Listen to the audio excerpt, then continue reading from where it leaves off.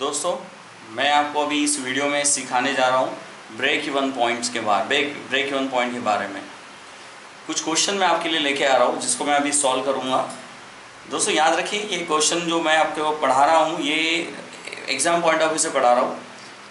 हमारी यूनिवर्सिटी में इसी पैटर्न के क्वेश्चन ज़्यादातर एग्जाम में पूछे जाते हैं, तो ये क्वेश्चन आपको काफ़ी हेल्प करेंगे। अगर आपने इतने क्वेश्चन कर लिए तो एटलीस्ट पास हो जाओगे, और अगर आपने सीरियसली कर लिए तो ये क्वेश्चन में आप 60 to 70 प्लस मार्क्स स्कोर कर लोगे। तो दोस्तों प्लीज़ इसे सीरियसली लेते हैं और इसको हम अभी पढ़ते हैं। तो दोस्तों ध्यान रखिएगा, बीईपी है ब्रेक इवन पॉइंट। ये चैप्टर पूरा का पूरा फार्मूले पे बेस्ड है। इसमें फार्मूलेज हमको आने ज़रूरी है, समझने ज़रूरी है। तो मैं आपको हेल्प करूँगा कुछ फार्मूले के हिसाब से, मतलब मैं आपको स्टेप वाइज समझाते जाता हूँ कि क्वेश्चन में कैसे और कौन से फार्मूले किस तरीके से एप्लीकेबल होते हैं, स्टेप बाय स्टेप। कहीं अगर आप कंफ्यूज हो रहे हो तो बेझिझक आप इस वीडियो को वापस रिपीट करिए, वापस इसको सुनिए, तो आपको फार्मूला भी लर्न हो जाएगा और आपको उसकी स्टेपिंग भी समझ में आ जाएगी। ओके, तो दोस्तों हम शुरू कर रहे हैं ब्रेक इवन पॉइंट के क्वेश्चंस। तो हमारे पास अभी फिलहाल एक क्वेश्चन है, इस क्वेश्चन को हम अच्छे से समझ लेते हैं क्या है ये क्वेश्चन। तो दोस्तों देखिए, इस क्वेश्चन में बोला गया है from the following information relating to a firm you are required to find out. तो हमें फाइंड आउट करना है चार बातें, 1 2 3 4। पहला कंट्रीब्यूशन, दूसरा ब्रेक इवन पॉइंट, तीसरा मार्जिन ऑफ सेफ्टी और चौथा प्रॉफिट। अब कंट्रीब्यूशन कैसे निकालते हैं, तो उसको निकालने के लिए, सब चारों आंसर निकालने के लिए हमारे पास ये चार बातें दी हुई है, उसको भी समझ लेते हैं। टोटल कॉस्ट है 4500 का, टोटल वेरिएबल कॉस्ट है 7500 का, टोटल सेल है 15000 का, ये अमाउंट में दिया है दोस्तों, और यूनिट सोल्ड है 5000 और 5000 क्वांटिटी हमने बेचा हुआ है। दोस्तों ये जो है ये प्रिंटिंग मिस्टेक है, यहाँ पे फिक्स कॉस्ट है, टोटल फिक्स कॉस्ट, क्योंकि वेरिएबल कॉस्ट अगर 7.5 है तो ऑब्वियस है कि टोटल कॉस्ट 4500 नहीं होगा। ये टोटल कॉस्ट है, सॉरी टोटल फिक्स कॉस्ट है, ये वेरिएबल कॉस्ट है। ये टोटल सेल, ये है उसके क्वांटिटी। इन दोनों के बेसिस पे हम लोग इसका सेलिंग प्राइस निकाल सकते हैं। तो ये नीचे क्या लिखा वो भी समझ लेते हैं, फिर हम सॉल्व करते हैं। Also calculate the volume of sale to earn the profit of 6000। फिर से देखिए, calculate the volume of sale, यहाँ पे अपने को पूछा जा रहा है सेल वॉल्यूम निकालने के लिए, वॉल्यूम ऑफ सेल निकालना है, मतलब सेल निकालना है।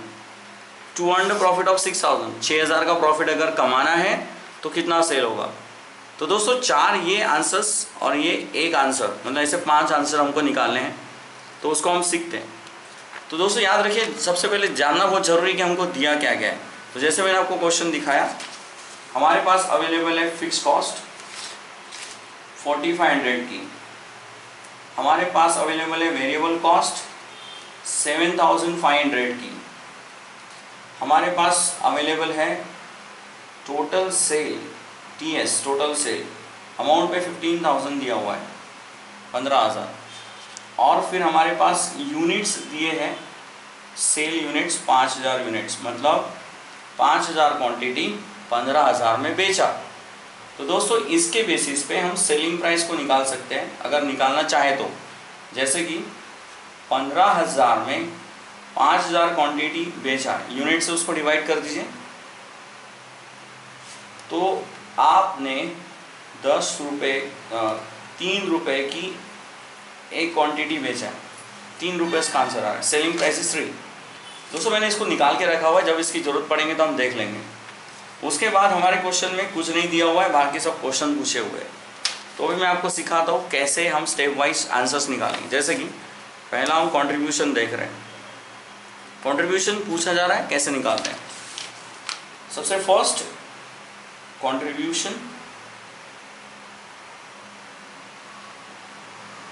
जिसको हम C डिनोट करेंगे, C for contribution.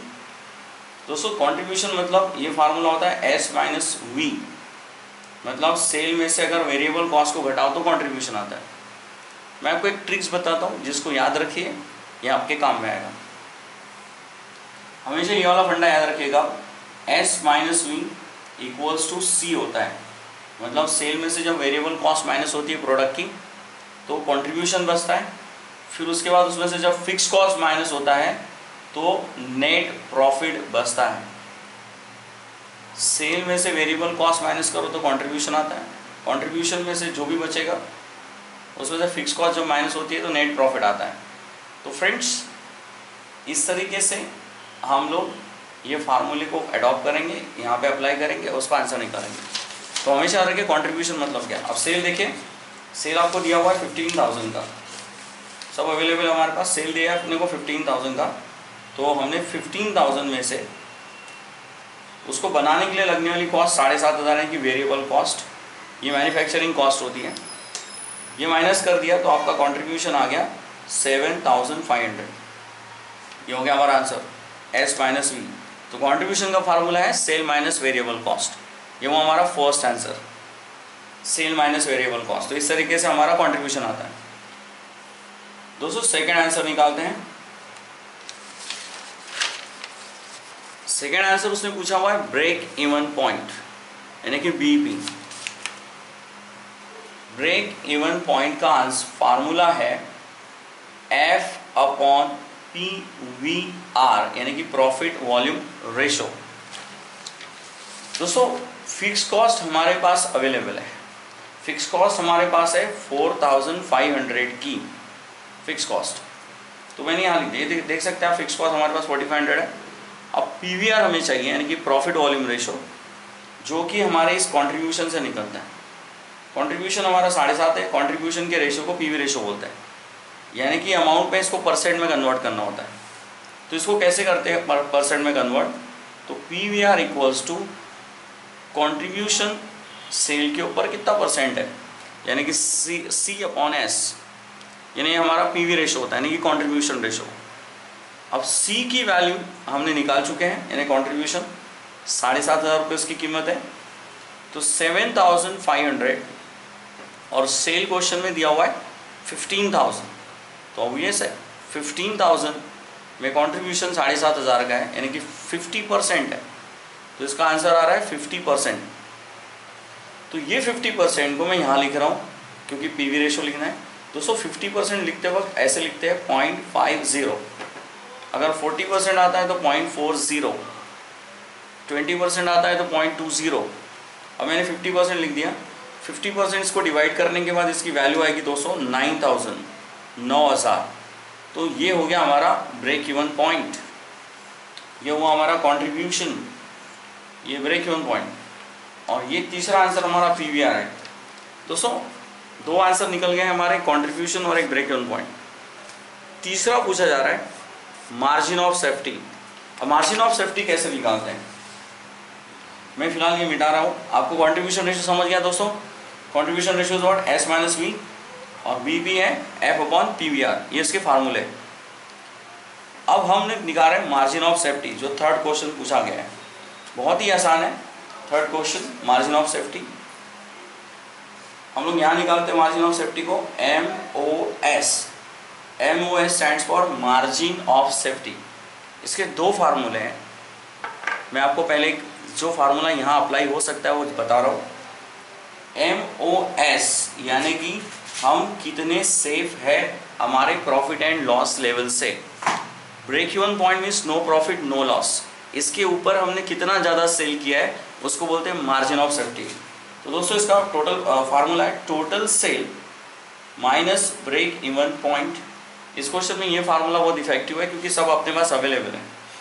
Total sale 15,000 का है, ये हमने हमारी कंपनी ने 15,000 का सेल किया है, और हमारी कंपनी का ब्रेक इवन लेवल मतलब no profit no loss level 9,000 का है। इसका मतलब अगर हम 9,000 का सेल करते तो नो प्रॉफिट नो लॉस, हमारा सेल 15 का हुआ है, means no profit no loss level से हम लोग 6,000 दूर है, यानी कि 6,000 से हम सेफ है। तो ये हुआ हमारा मार्जिन ऑफ सेफ्टी। तो दोस्तों इसका फार्मूला है TS minus break even point. इसका एक और फार्मूला है जो मैं आपको बता सकता हूँ, मैं आपके साथ डिस्कस करना चाहता हूँ उसको। MOS equals to profit upon PVR, profit upon PVR। इसके लिए हमको PVR तो है हमारे पास 50%, प्रॉफिट जो है वो हमको कैलकुलेट करना पड़ेगा बाय दिस मेथड, जो हम निकाल लेते हैं 2 मिनट में निकल जाएगा। प्रॉफिट कैसे निकालते हैं, तो सेल में से वेरिएबल कॉस्ट और फिक्स कॉस्ट लेस करके नेट प्रॉफिट आता है। तो सेल में से हम सेल देखेंगे तो 15,000 का हमारा सेल है और हमारी वेरिएबल कॉस्ट है 7,500, तो उसमें से लेस करेंगे तो ये आ जाएगा कंट्रीब्यूशन 7,500। फिर फिक्स कॉस्ट हम यहाँ से माइनस करेंगे 4,500, तो फिर हमारे पास फ्रेंड्स बचेगा 3,000। This will be the net profit. तो हमने नेट प्रॉफिट इस तरीके से कैलकुलेट किया हुआ है, सेल में से वेरिएबल कॉस्ट लेस किया, कंट्रीब्यूशन आया, कंट्रीब्यूशन में से फिक्स कॉस्ट लेस किया, नेट प्रॉफिट आ गया।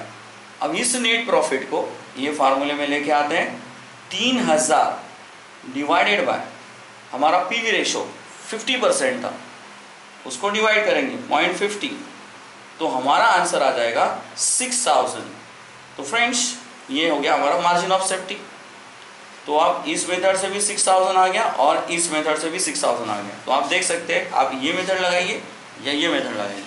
फिर से एक बार हम फार्मूला रिपीट करें, total sale minus break even point margin of safety होता है, या फिर प्रॉफिट अपॉन पीवीआर यानी मार्जिन ऑफ सेफ्टी होता है।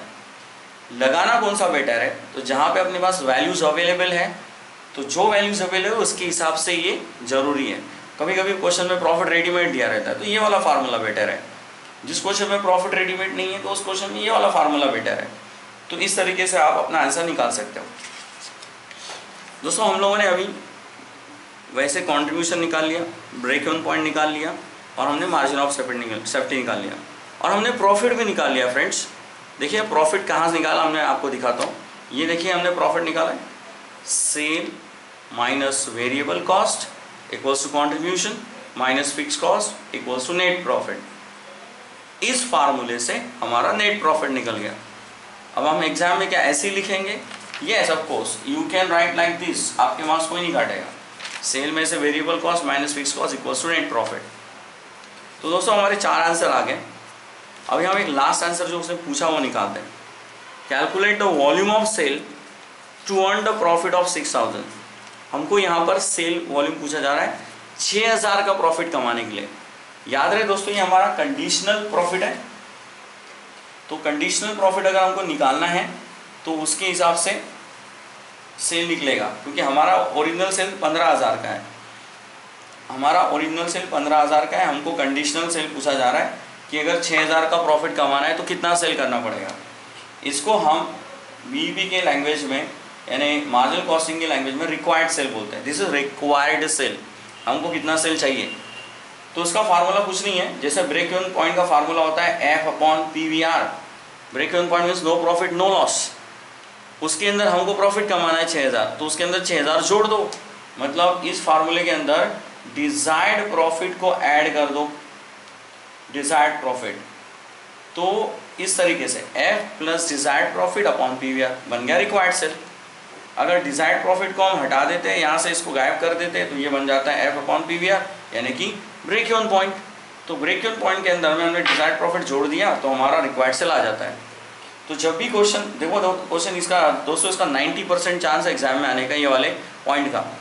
तो इसलिए इसको समझ लीजिए कि आने वाला ही है, इस हिसाब से इसकी पढ़ाई करिए आप। फिक्स कॉस्ट हमारा 4,500 है, डिजायर्ड प्रॉफिट हमारा 6,000 है, क्वेश्चन में दिया हुआ है, देख सकते हैं आप यहाँ क्वेश्चन में अवेलेबल है। Required sale to earn profit of 6,000। PV ratio हमारा 0.50 था,